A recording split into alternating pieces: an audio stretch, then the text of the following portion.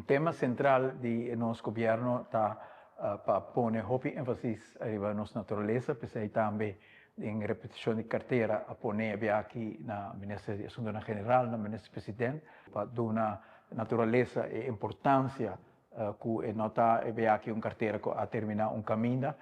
pero agora escolhi conscientemente para dar o ponto central aí. No mesmo momento também é hecho que cai do Ministério de Assuntos General, que está responsável pela correção de manejo de governo, está para cuidar e percorrer para toda a meta que nós temos para chegar na reflorestação e para chegar na cuidado de nossa natureza. Está também um tema que o ministro-presidente está percorrer para ter dentro do Conselho de Ministros uma linha de pensamento a que nós temos decisões que estão contradizer a direção aqui. E a tarefa a começar a cava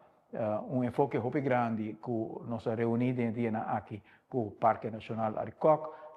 que no momento aqui ajuda no processo de delinear um caminho que nós temos bacana para chegar a aumentar a vegetação back na Aruba. Nós perdemos durante os últimos 2 anos 70% de vegetação verde que a Aruba tem e está momento para nós recuperar a vegetação que tem na Aruba e para nós fazer isso, vai enfocar em hopi de tema para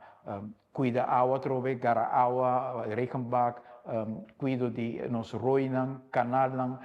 para dirigir em direção que nós quer vegetação, pero também a reflorestação de nós na hecho que nós temos criar mata, que nós podemos plantar mata e também tem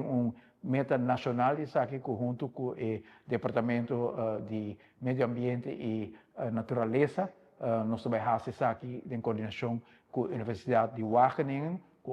a apresentar-nos diferentes visões que nós temos também de uma investigação que nós fazemos. Aqui que tema de natureza que a nossa comunidade quer contribuir na e entre outros por América tem um interesse muito grande para o setor primário, logicamente, para o qual trata plantação que nós podemos produzir nos mesmos comida, mas também plantação em geral, que nós vamos enfocar o primeiro se vocês miram aqui atrás de Coculichi, com reflorestação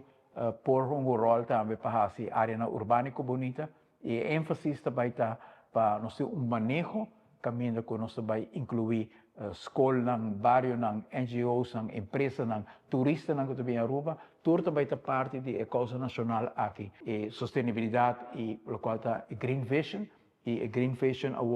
está incorporada também é parte